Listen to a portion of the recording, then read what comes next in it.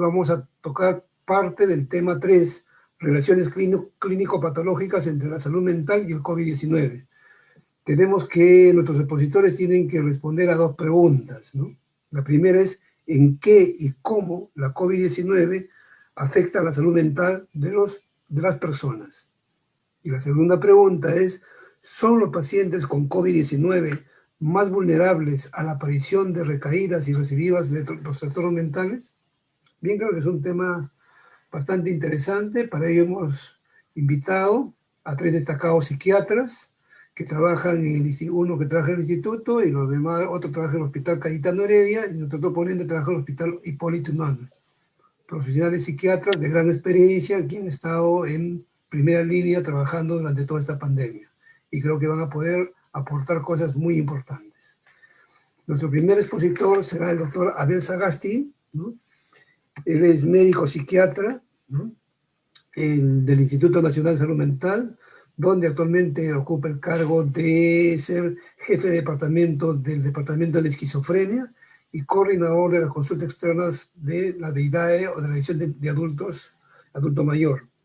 Él además tiene estudios de posgrados en investigación genética por la Universidad de Texas. También tiene un posgrado en gestión de calidad de servicios de salud por la Universidad de San Martín de Porras y un diplomado en cooperación internacional en gestión estratégica. Y además es docente de la Universidad Peruana Cayetano Heredia. Doctora Abel Sagasti, estamos todos escuchándolo y muchas gracias por estar con nosotros. Buenos días. Vamos a hablar sobre el tema. Si me permiten compartir pantalla. Perdón, no los escucho. Sí, se ve. Sí, ahora sí. Vulnerabilidad a la aparición, recaídas y recidivas. Sí, perfecto. Sagasti, tiene 15 minutos y yo a los 10 minutos, faltando 5, le paso la voz, ¿vale? Gracias. Perfecto. Muy bien, gracias. Bien, entonces vamos a hablar de la aparición, recaídas y recidivas de los trastornos mentales en el contexto de esta pandemia. Voy a mencionar algunos trabajos que se han realizado al respecto y luego comentaré la experiencia ya personal en la atención de pacientes en el instituto. Bien. En una editorial aparecida en la revista Lancet Psychiatry de abril del año pasado, se establecen por qué los pacientes con trastornos psiquiátricos tendrían una mayor vulnerabilidad al contagio con el COVID-19. Y aquí tenemos las causas. Como ven ustedes, estos pacientes, como sabemos, pueden tener alteraciones cognitivas, los cuales dificulta entender lo que está pasando propiamente y seguir las normas que se indican para prevención, ¿no? Y esto hace pues que haya una poca comprensión del riesgo de contagio o que minimicen los problemas. Si ya la población general lo hace, imagínense a algunos de nuestros pacientes, ¿no? Tienen mayor susceptibilidad.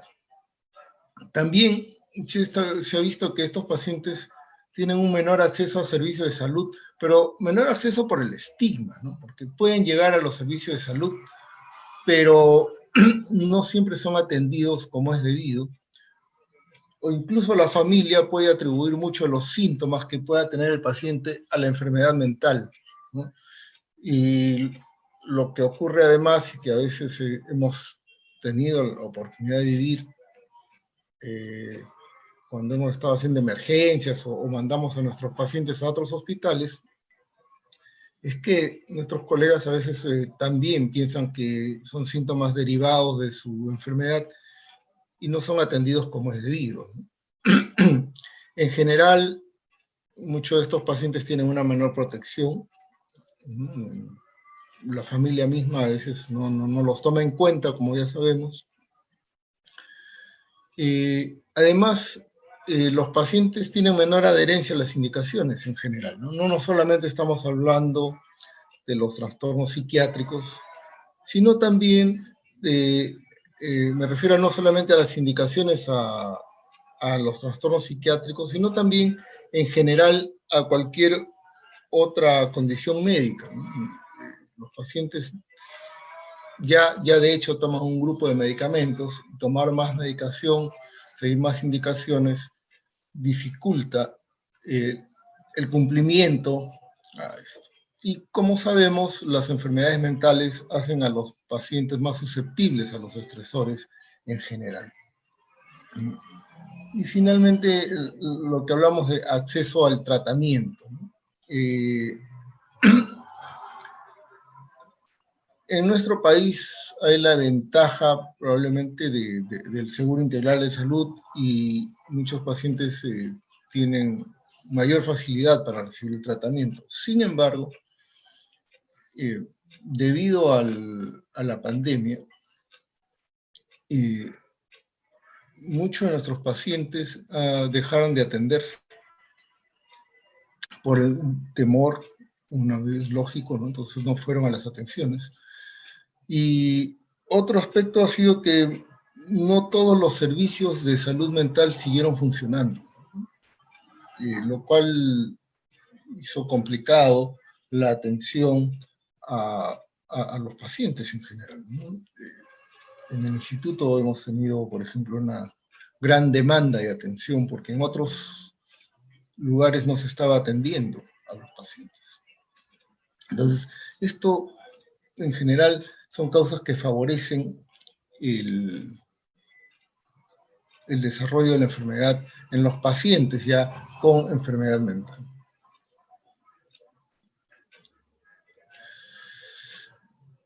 Como sabemos, sí, queda mejor así.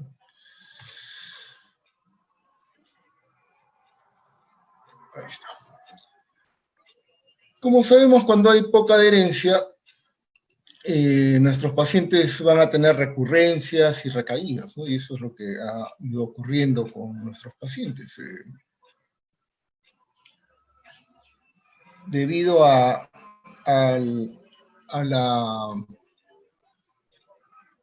poco acceso al tratamiento, sea por el temor que han tenido los pacientes, o sea porque no tenían dónde acudir, ha habido entonces la recurrencia y la recaída de estos cuadros de nuestros pacientes, ¿no?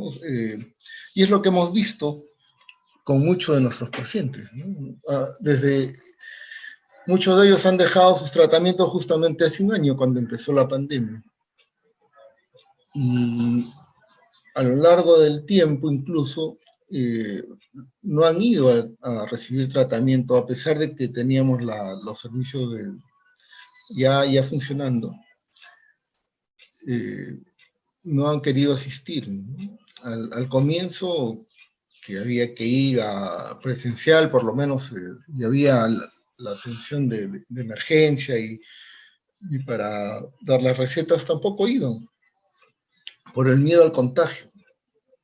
Muchos de ellos no han ido por ese temor, y lógicamente han recaído, han tenido recurrencias de la enfermedad, y aún así no iban. Digamos, la familia o el paciente ha esperado hasta lo máximo que han podido tolerar, y recién han llegado a la atención. Bueno, es sabido que cuando hay recaídas en los pacientes, indudablemente se puede incrementar el riesgo suicida, ¿no? Es una de las consecuencias de la poca adherencia, y ya sabemos que con cada recaída la posibilidad de respuesta es menor. Eso entonces conlleva que nuestros pacientes con cada recaída no tengan la misma funcionalidad cuando se recuperan, ¿no? ¿Ven la referencia? Bien. Este es un estudio interesante que apareció en el Lancet Psychiatry en mayo de este año, o sea, el mes pasado. Y es interesante porque es un estudio a 6 meses de seguimiento, que sigue a pacientes que han tenido COVID-19. Son 236,000 pacientes que han tenido esta enfermedad. Pero no solamente hace el seguimiento de ellos, sino que además son pareados con un grupo de pacientes que han tenido influenza y hacen una comparación entre ellos. Y el seguimiento es a 6 meses, ¿no? ¿Qué ha pasado luego de 6 meses con este grupo de pacientes? Bien, como podemos ver, en la primera columna están los trastornos que se han dado por primera vez. O sea, son pacientes que antes de tener el COVID-19 no tenían enfermedades mentales. Y como ven, la frecuencia de trastornos del ánimo es elevada, ¿no? Es 4.22%. El primer episodio se dio después, entre los primeros 6 meses después de haber desarrollado COVID-19. Y en la segunda columna es el grupo de los que ya tenían una enfermedad previa. Las recurrencias en las enfermedades del ánimo fueron de 13.6%. En el grupo de trastornos de ansiedad, todos los trastornos de ansiedad, no hay un detalle de qué trastornos son, están agrupados. El 7.11% tuvo un primer episodio en estos 6 meses y las recurrencias estuvieron en el orden de 17% en los 6 meses. Psicosis, 0.42%, y las recurrencias, 1.4%. Es importante establecer que se han descrito aquí casos de psicosis breves y otras de psicosis crónicas en pacientes luego de haber tenido COVID. Hay varios artículos, descripciones de casos de este tipo, ¿no? De pacientes que luego de haber tenido COVID han hecho psicosis, algunos psicosis breves y otros, los menos, han tenido un desarrollo de psicosis crónica a largo plazo. Otro grupo ha desarrollado insomnio, como ustedes ven, y es frecuente ver el insomnio, solo insomnio, no encontramos otro síntoma importante.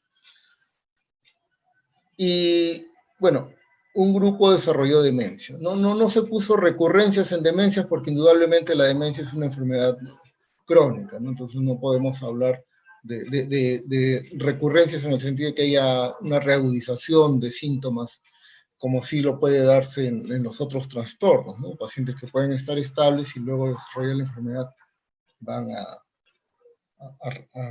tener una reagudización de síntomas, ¿no? Eso no se da en el caso de la demencia, por eso solamente se encontró en los primeros episodios. En la última columna, ustedes pueden ver una razón de riesgos. Y aquí en esta razón de riesgos comparan pacientes con influenza y pacientes con COVID-19. Y como ven ustedes, en todos los casos, la razón de riesgos comparado con el virus de la influenza, es mucho mayor. Está por encima de 1. Por lo tanto... que tiene 5 minutos. Gracias. Por lo tanto, COVID-19 es indudablemente un factor de riesgo para desarrollar enfermedades mentales, ¿no? Esta razón de riesgos está relacionada al primer episodio. No puse ya la del segundo episodio porque más o menos tiene la misma tendencia, ¿no? Es mayor. Bien, este es un estudio hecho en Corea.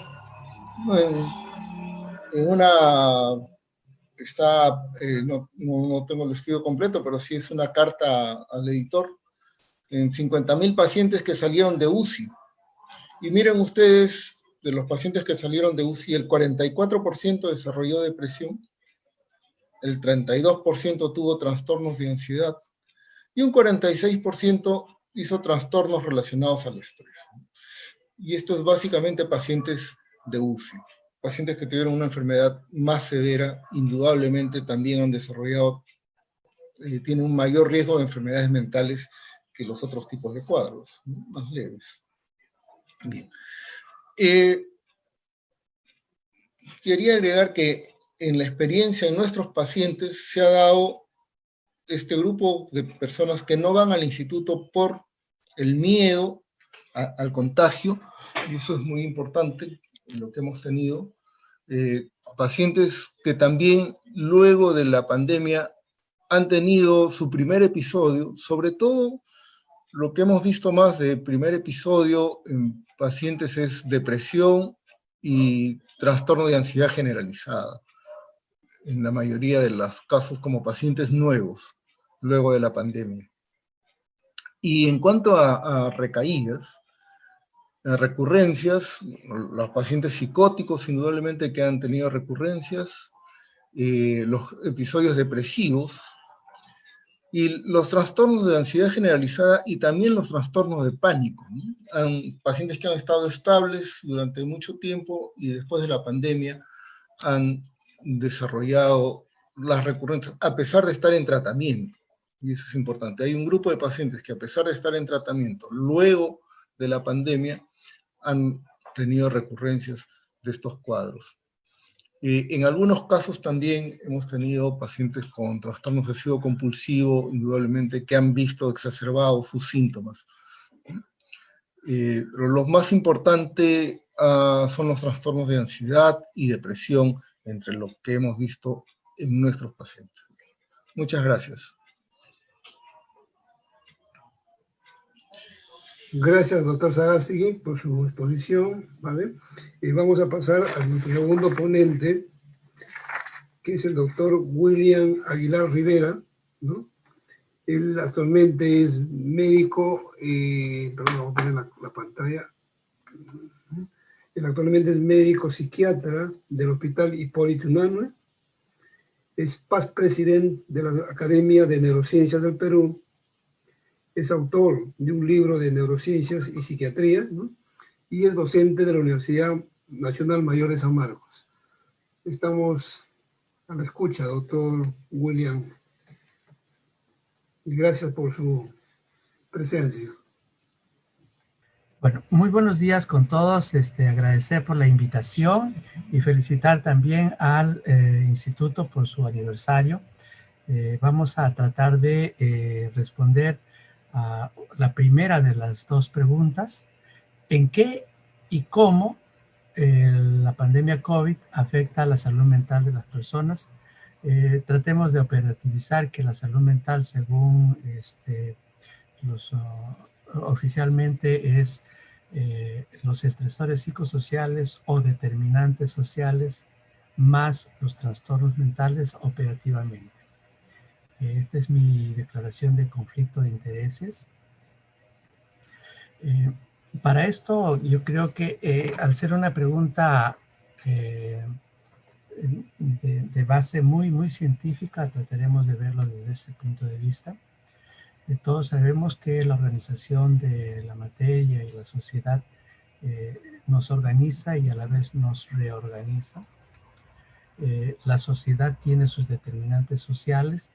Nosotros le llamamos factores psicosociales, le llamamos estresores psicosociales, le llamamos problemas de salud mental. Y para Perú, básicamente son el analfabetismo, la corrupción, violencia, hacinamiento, pobreza. Pero las determinantes sociales, junto con las determinantes genéticas, desde la concepción hasta el momento en que entrevista a la persona, va a desarrollar una conciencia y una personalidad. Y esta será, en el contexto de la pandemia COVID, ¿no?, la que va a influenciar desde la sociedad hasta los niveles más pequeños, como son, por ejemplo, los tejidos y las neuronas. ¿Cómo es que estos niveles de organización de la personalidad, miren ustedes, nos va a ir afectando? Nosotros sabemos que desde el nivel celular, desde los tejidos, desde los neurocircuitos, desde la corteza neocortical, donde es el asiento de los trastornos mentales.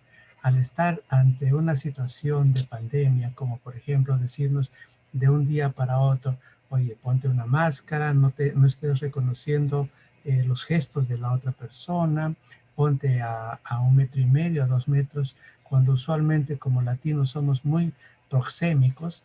Y entonces todo esto, más el terror, el temor y el miedo al contagio, va a hacer que desde la sociedad tengamos una información que nos va a reestructurar.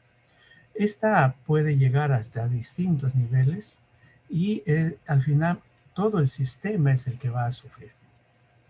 Cuando digo que todo el sistema va a sufrir, no me estoy refiriendo solamente a los niveles de organización del cuerpo humano, sino también al de la sociedad, evidentemente.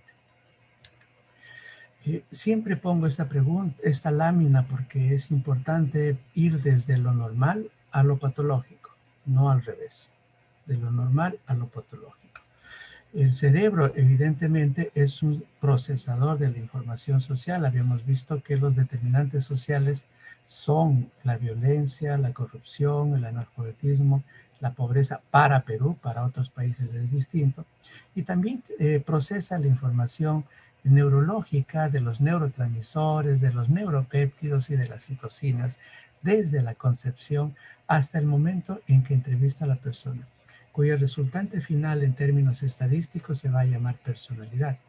Todo aquello que está por fuera de este rango estadístico se va a llamar enfermedades neurológicas y trastornos mentales. Por lo tanto, vamos a ver de que al ingresar un virus como es el SARS-CoV-2 al cerebro humano y a todo el cuerpo humano y por ende a la personalidad, va a alterar necesariamente, ¿no?, las determinantes sociales previas, la genética, la personalidad, los trastornos mentales y las enfermedades neurológicas. Eso ya está totalmente demostrado. Lo pongo solamente como evidencia.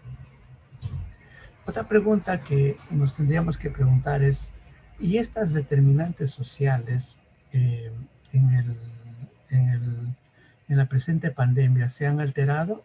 Evidentemente, sí. Como lo hemos publicado con Mónica Tan, que ha sido una residente del instituto, la pobreza se ha incrementado, la violencia, como todos nosotros, también se ha incrementado, la corrupción se ve por todos lados, la escolaridad en cuanto a su proceso de autonomía ha disminuido, el hacinamiento es importante para enfrentar el COVID, la migración de 1 millón de venezolanos hacia Perú, pero también mucha gente que ha vuelto desde la capital hacia la provincia y evidentemente el estigma. Estas de una u otra forma van a alterar todo el sistema de organización de la personalidad. Estos procesos patocinéticos, o sea, sociales que van a venir desde afuera, para el cual nosotros no estamos preparados, tienen que ver pues entre la pobreza y la riqueza, la corrupción y la impunidad, la violencia y la indolencia, y se refleja en unas circunstancias en las cuales, por ejemplo, este último año hemos estado en elecciones, en el cual todos estábamos bajo una determinada de un determinado nivel normal o patológico de estrés o de ansiedad de tipo patológico. Entonces, todas estas circunstancias hacen que de una u otra manera, si una persona está sin trastornos mentales, pueda verse, según la carga alostática, nosotros lo decimos, tantas gotas dan al cántaro que en algún momento el cántaro se rompe o se rebalsa, y es que rompemos este umbral y empezamos a expresar, si es que no hemos tenido nunca un trastorno mental, podemos expresar determinados fenómenos que les vamos a llamar depresión, ansiedad, estrés postraumático, trastorno de estrés agudo, etc. Entonces, ¿la dinámica se altera? Evidentemente, sí.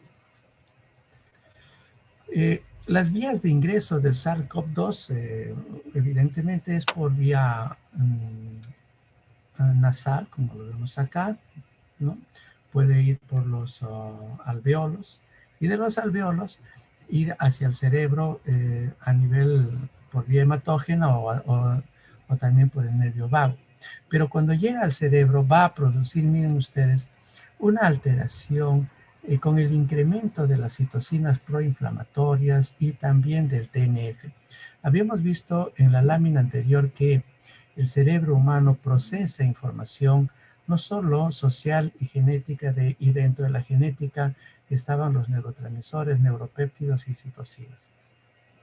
Entonces, al generar este incremento de esta tormenta de citocinas que se dan en el cerebro, van a alterar de una u otra forma la homeostasis. La homeostasis que se ve cuando el paciente llega a la emergencia o a la consulta médica de los centros de salud mental comunitarios, de los hospitales generales y o especializados, con un determinado tipo de fenómeno que emerge del cerebro humano, que emerge de la conciencia, pero que en cierto modo es una respuesta a la sociedad. Actualmente hay muchos estudios que reportan que en el contexto de COVID-19 y debido a que nosotros hemos tenido que como gobierno, como personas, protegernos, medidas como el distanciamiento social, la cuarentena, medidas protectoras, etcétera, que van a ser en un primer momento en población general y en pacientes que han tenido COVID pudiera presentarse una elevada prevalencia de ansiedad, depresión y estrés postraumático. Yo he trabajado más de 4 meses en las unidades COVID en mi hospital, atendiendo a pacientes COVID, y esto se ve, pero también se ve en el paciente, perdón, en el trabajador de salud y en todo el personal de salud, donde la prevalencia de los trastornos mentales es muy elevada. Los médicos y todo el personal ha sufrido y sigue sufriendo. El estrés postraumático es muy alto, la depresión también lo es, al igual que la ansiedad y el insomnio. ¿Por qué pongo esta lámina? Porque yo calculo y preveo que en los próximos 5 años va a haber una elevada tasa de conductas suicidas, sobre todo en el personal profesional que ha estado en primera línea, ¿no? Entonces, sería interesante que el Sistema Nacional de Salud Mental, independientemente de sus niveles, estuviera preparándose para lo que viene. Evidentemente, lo mejor es actuar en el momento, pero a veces los profesionales no siempre llegan en el momento adecuado. ¿Cuál sería el impacto de la pandemia COVID en la formación de la conciencia y la personalidad? Esto es algo que se ha preguntado mucho, ha habido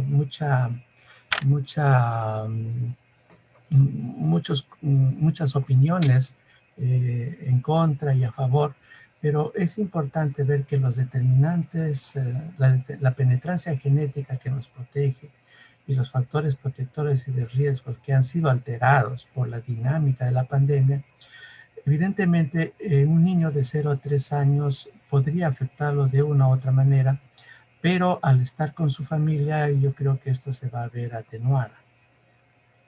De 3 a 12 años, que es el momento donde se codifican los conocimientos, esta se ha dado predominantemente en casa, y los adolescentes, para bien o para mal, han adquirido los valores propios de la familia, por lo menos en este año y medio en el que se está llevando la pandemia. Entonces, miren ustedes la dinámica en la cual este niño que está en un proceso de formación de su personalidad está viéndose alterada. Supongamos que este niño o adolescente no iba a presentar ningún trastorno mental, esta dinámica, esta pandemia, en cuanto lo puede acelerar, eso va a depender mucho de su vulnerabilidad genética. La segunda pregunta me parece también apasionante, ¿no? Dicen, ¿son los pacientes COVID más vulnerables a la aparición, recaídas y recidivas de los trastornos mentales? La pregunta ya es distinta. Acá la pregunta no es, yo no tengo el trastorno mental. Acá dice, yo tengo el trastorno mental. Para eso debemos recordar... 5 minutos. Sí, para eso debemos recordar que el trastorno mental tiene el cerebro tiene una formación, una madurez y un deterioro. Y que este cerebro necesariamente tiene una penetrancia genética, pero también una penetrancia social. En el caso de que el paciente tenga un trastorno mental previo, donde tenga determinantes sociales por pandemia, más una lesión directa del SARS-CoV-2 en el sistema nervioso central, lo más probable es que, voy a usar un concepto que se llama de tinte, ¿no? Por ejemplo, si tengo una depresión, va a aparecer un tinte directo, el cual va a modificar en distinto grado la expresión de esta enfermedad. Por lo tanto, los nuevos trabajos de investigación tienen que ser dirigidas a ver el impacto directo e indirecto sobre el trastorno mental previo. Obviamente, dentro de la formación de la personalidad, como hemos dicho, tendrá una forma de presentación. Si tengo un trastorno mental en la madurez, se modificará más o menos, y en la demencia o en los procesos neurodegenerativos, otra expresión.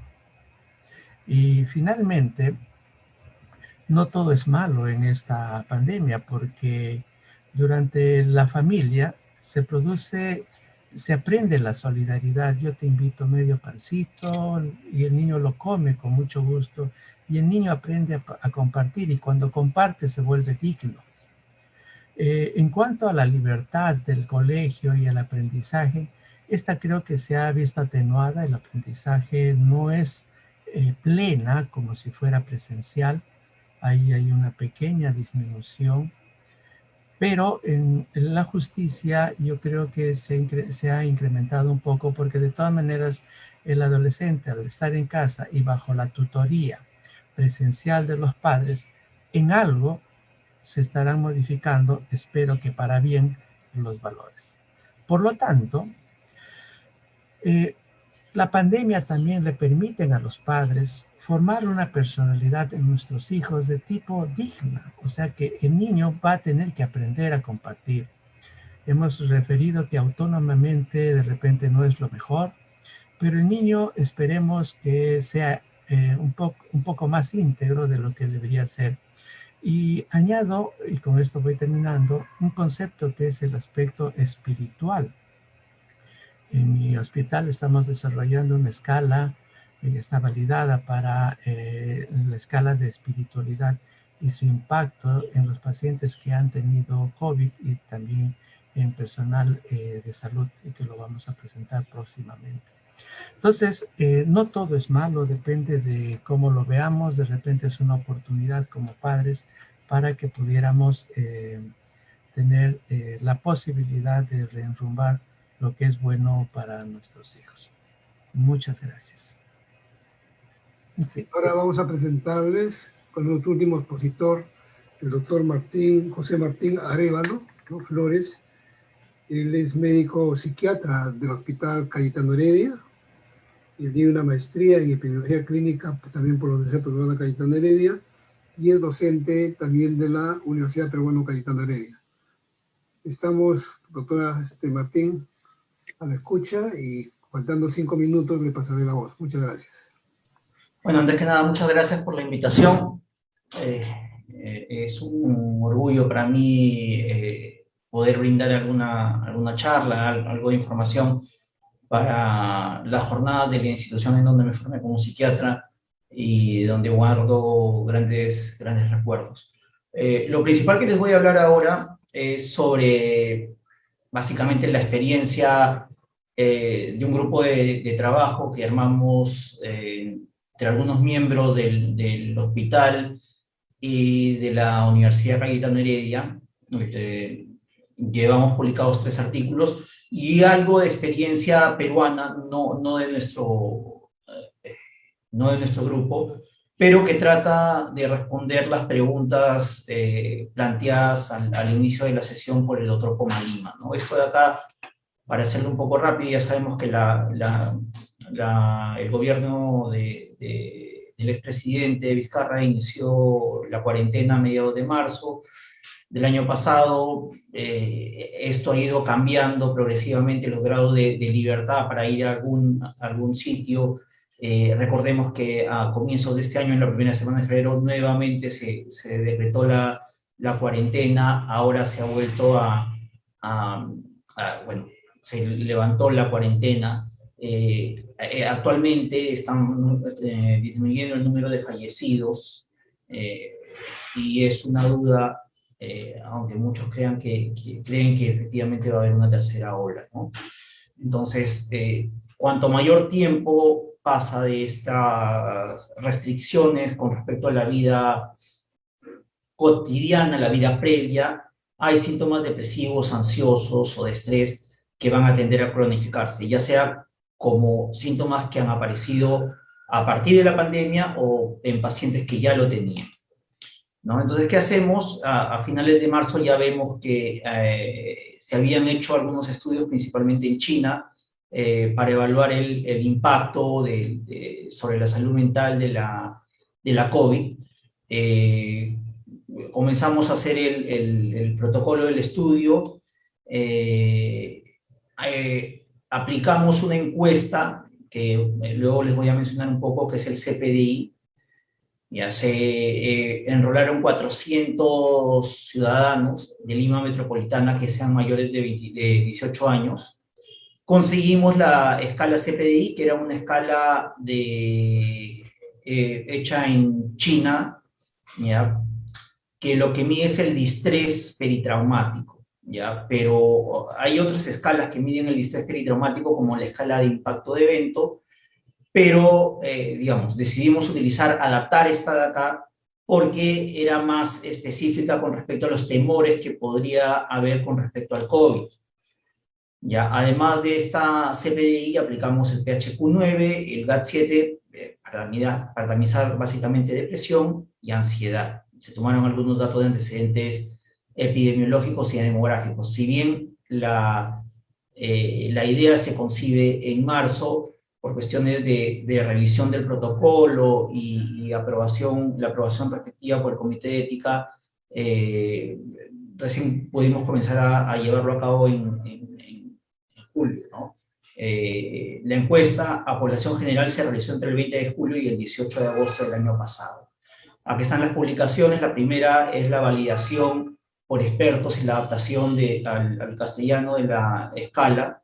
La segunda es el estudio sobre los efectos en la salud mental después de la cuarentena. Y la tercera, que ya está por publicarse, es una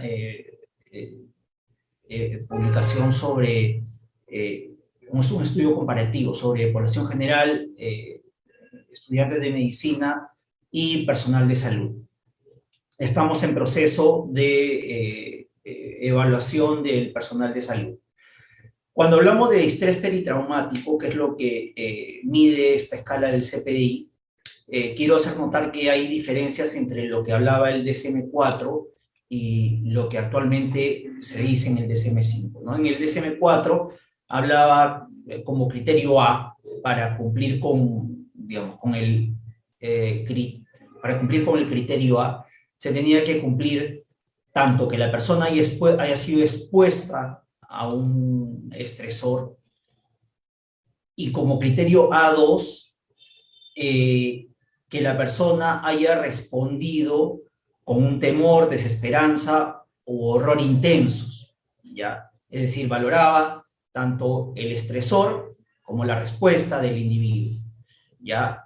Esto es lo que se lleva estudiando bastante tiempo, y para eso principalmente la escala que evalúa eso es la escala de impacto de evento, ¿ya? Y es lo que llamamos distrés peritraumático, ¿no?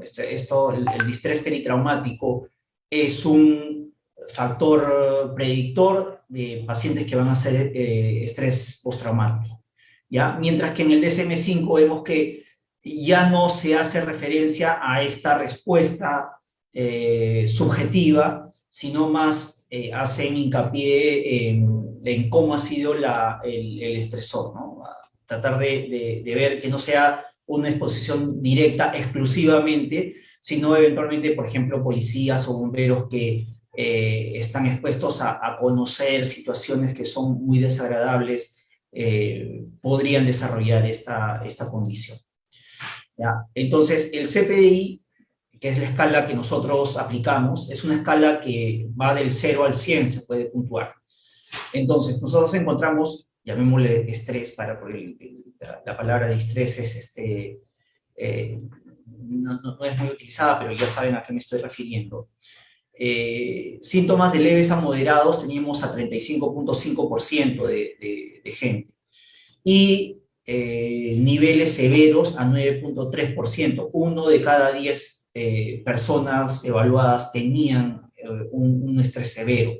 La mediana del puntaje del CPDI era de 27 y la media de 29.54. Cuando evaluamos el PHQ, entre depresión moderada y severa, tenemos que el 22% de la muestra tenía, de acuerdo al punto de corte utilizado acá en el Perú, depresión moderada o severa. La ansiedad era aproximadamente 10.7% entre ansiedad moderada y severa, ¿ya? Entonces vemos que era una depresión considerable, era 22% más o menos, entre un quinto y un cuarto de la muestra, y más del 40% de estrés, de algún grado de estrés para los participantes. Tratamos de ver de acuerdo, les preguntábamos de dónde provenían, y vimos que de acuerdo a esto hicimos un mapa cartográfico para evaluar los valores por cada distrito del que provenían las personas que se incluyeron en la muestra. Hay una tendencia acá hacia la parte sur de Lima a tener valores un poco más altos, ¿ya? Pero tenemos que tener en cuenta de que esto también puede depender del número de participantes. Obviamente, si hay pocos participantes con un nivel alto, la media o la mediana del valor del CPDI va a ser quizás sobreestimado, pero bueno, esos son los resultados que tenemos. ¿Qué encontramos como variables predictivas negativas? Es decir, que podrían estar relacionadas con que el paciente o la persona presente mayor grado de estrés. ¿Ya? Esto solamente considerando el estrés, ¿ya? Ningún estrés leve, moderado o severo. Vimos que a mayor edad, más impacto negativo. Vimos que si el participante tenía un familiar fallecido por COVID, tenía mayor estrés, y que, bueno, eso se podría suponer que cuando el participante tenía más síntomas ansiosos y más síntomas depresivos medidos por las escalas que están señaladas, era más probable que tengan mayor estrés. Una cuestión que observamos es que más bien se relacionaba positivamente, es decir, tener un familiar que estuvo hospitalizado por COVID era un factor que se relacionaba con menor estrés. Cuando hicimos el análisis, más que todo, cuando hicimos la discusión y nos pusimos a ver cuál era la posible causa, esto no está publicado, pero inclusive tratamos de correr los resultados, veíamos que Esto ocurría en pacientes, en participantes cuyo familiar estuvo hospitalizado pero no falleció. Una hipótesis es que aquella persona que tuvo el familiar hospitalizado tiene en la mente que esto es algo que eventualmente puede no terminar en un evento fatal, ¿no? Mientras que el que perdió al familiar ve al COVID como un desenlace que puede ser fatal y por lo tanto podría tener mayor grado de estrés. Pero nuevamente eso es una hipótesis. No evaluamos el número de familiares que podrían tener el COVID o que podrían haber fallecido por COVID y el grado de si vivían o no vivían en la casa. ¿Ya? Un poco de comparación, en China, que fue donde se hizo el CPDI, el mayor porcentaje de participación era de mujeres, el promedio era de 23,65, acordémonos que va del 0 al 100, tenían porcentajes de leve a moderado de 29,29 y severo 5,14, es decir, menos valores que los hallados acá en el Perú. Encontraron que las mujeres tenían más distrés que los hombres. Encontraron dos cosas. Primero, que las poblaciones, ellos, a diferencia de nosotros que sí incluimos solamente a mayores de 18 años, ellos incluyeron a personas de hasta 12 años, 12 o 14 años, y vieron que la población menor a 19 años tuvo valores menores de CPDI, tendría menos distrés. Y que tanto el grupo de 18, el grupo entre 18 y 30 años, como mayor de 60 años, tenían valores más altos, ¿ya? Nosotros encontrábamos bien que conforme la edad avanzaba, el distrés era mayor. Perdón.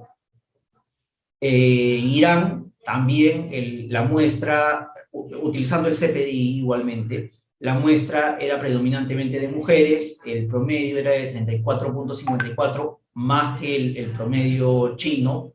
Vemos que ellos sí tienen valores digamos, en cuanto a categoría de severidad mayores que el de nosotros.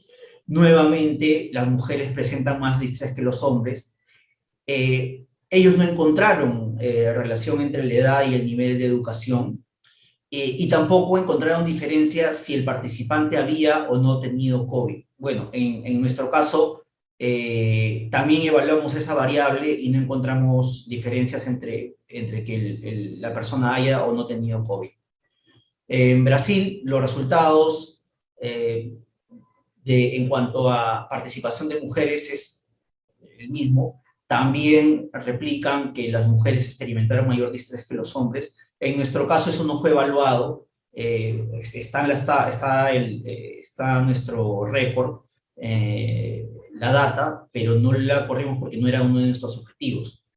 ¿Ya? La población más joven, o sea, la de menos edad, reportó mayor distrés, a pesar de que, como se sabe, la que tiene más mortalidad son los adultos mayores.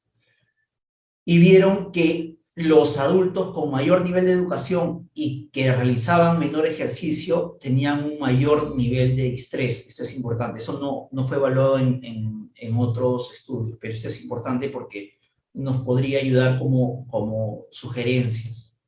¿Ya? Entonces, esta es una variable comparativa. El estudio peruano es el primero. El doctor Kruger y nosotros los colaboradores encontramos entre leve y moderado 35,5%, mayor que el de China, pero menor que el hallado en Irán y en Brasil. Igual ocurre para el distrés severo. Ahora, evaluamos en un segundo estudio hicimos un estudio comparativo entre población general, estudiantes de medicina y personal de salud. Doctor, tiene un minuto. Gracias. Ya. Rápidamente nada más, vimos que dividimos en 5: estudiantes de preclínicas y clínicas, personal de salud y población general. Lo que quisimos ver era, hicimos 4 modelos para ver qué modelo aplicaba mejor, y encontramos que el modelo que aplicaba mejor era el que incluía las variables de CPDI, GAT y PHQ, la edad y el sexo. La población general sufría de mayor depresión que el personal de primera línea de COVID. Sin embargo, el personal de primera línea tenía valores de distrés más severos. La explicación es que posiblemente el personal de primera línea que está deprimido renuncia, lo cual sí se ha visto, por lo menos en la experiencia en el Hospital Cayetano Heredia y en otros hospitales que han renunciado porque posiblemente están deprimidos o por alguna otra razón. ¿Ya? Y lo último, para responder a la segunda pregunta, era ¿qué pasó con los pacientes que estuvieron hospitalizados? Este es un estudio del doctor Huarcaya Victoria. Evaluaron telefónicamente a pacientes que habían sido de alta, habían sido dados de alta. 30.3 utilizaron el PHQ y el GAT-7, la escala de impacto de evento, vieron que el 30.3 tuvo algún grado de depresión, 29.9% síntomas ansiosos, y el 7.9% de estrés, ¿no? Las mujeres tenían más frecuencia de síntomas depresivos, ansiosos, somáticos y de distrés, ¿no? Tuvieron también más frecuencia de síntomas clínicamente relevantes de depresión, de ansiedad, somáticos. El PRA y de distrés es la razón de prevalencias, ¿no? Y también encontraron que los pacientes que tuvieron mayor nivel educativo tuvieron menor frecuencia de síntomas psiquiátricos que aquellos sin estudios escolares o estudios primarios. Ya, los pacientes que tuvieron un familiar con COVID o que fallecieron por COVID tuvieron más probabilidad de desarrollar problemas mentales. Esto último, el índice neutrófilos linfocitos, que es un indicador inflamatorio, porque veían que el índice de neutrófilos linfocitos mayor de 0.5 en general se suele relacionar con mayor mortalidad, es decir, nos indicaría un mayor grado de inflamación. Vieron que sí se asociaba o sí se relacionaba con mayor frecuencia a síntomas depresivos y a síntomas ansiosos en relación con los pacientes que tuvieron un índice neutrófilos linfocitos menor de 6.5. Eso es todo, he corrido un poco para poder darles la mayor información posible. Muchas gracias. Gracias, doctor Arévalo. Bien, dado el tiempo, creo que hay una situación importante que nos advierten nuestros tres expositores con la experiencia que tienen, ¿no? Es debido a la gran demanda, al no funcionamiento, a la situación de los factores psicosociales y por el estudio hecho sobre impacto emocional, nos están advirtiendo claramente que los trastornos depresivos, los trastornos ansiosos y sobre todo en personal de salud debemos tener muy en cuenta para la situación en futuro. Y posiblemente tenemos que prepararnos, como dicen los tres, sobre la situación de alta prevalencia que puede haber en suicidios, no solamente en población general, sino en personal de primera línea. Yo creo que esa es una advertencia donde el sistema de salud tiene que saber escuchar a los profesionales y sobre todo un alto riesgo en mujeres, ¿no? Mira, como no tenemos tanto tiempo, les voy a dar un minuto a cada uno de los expositores para que puedan decir sus últimas conclusiones. Empezaríamos al revés ahora, por el doctor Arévalo, luego el doctor William y al final el doctor Sagasti. Doctor Martín Arévalo. Gracias, doctor. Bueno, como mensaje final, creo que viendo ayer la exposición del doctor Saavedra, coincide también, encuentra que los trastornos mentales, en general a 6 meses, la prevalencia a 6 meses, se encuentran relacionados con aquellos que tuvieron familiares fallecidos por COVID. Entonces, si queremos hacer intervenciones, esa es una población vulnerable. Segunda población vulnerable parecería ser, o todos los estudios lo replican, el de las mujeres, ¿ya?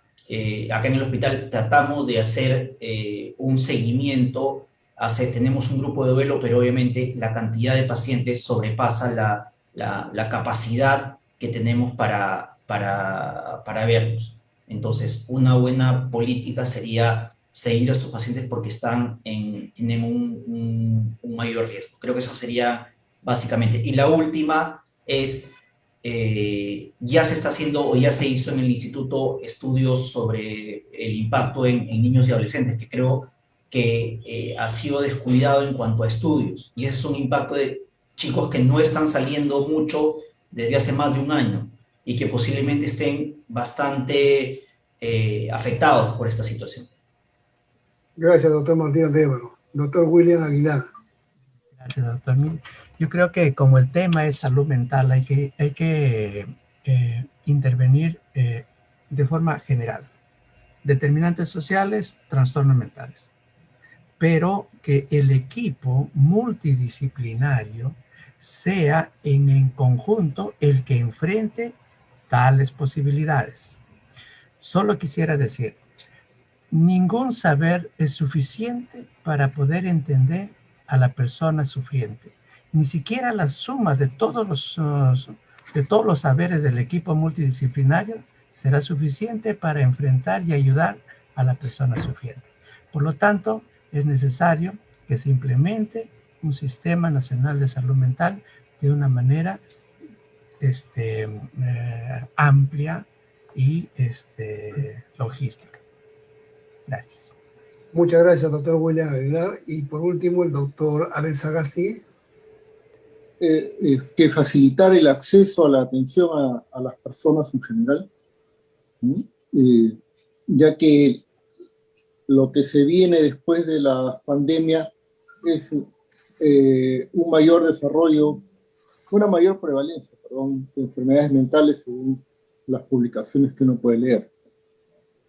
Entonces tenemos que estar preparados para poder satisfacer la demanda de nuestra población. Muchas gracias. Es todo. Bien, agradecer a nuestros tres ponentes, ¿no? Y queda bien claro por la experiencia de que el sistema de salud o la política de salud mental tiene que intensificar su apoyo a la salud mental, ¿no? Abriendo todos los servicios y desarrollando la red integrada de salud para que los casos menos complejos sean vistos en la atención primaria, en los centros de salud mental comunitarios, los casos más complejos sean vistos por tanto en los hospitales como en el instituto, donde creo que es pertinente seguir esa red integrada de salud y pedirle al gobierno, evidentemente, que pueda hacer o al que es la apertura de todos los servicios de salud mental, porque las prevalencias van a ser más altas en todos los usuarios, tanto los que han sufrido como los que no hemos sufrido COVID por el alto nivel de estrés que hemos vivido. Bien, muchas gracias y damos paso a la siguiente mesa, sin antes volver a agradecer al doctor Abel Sagasti, al doctor William Aguilar y al doctor Martín Arévalo por estas exposiciones que nos han abierto la reflexión y una prevención práctica hacia el futuro. Muchas gracias.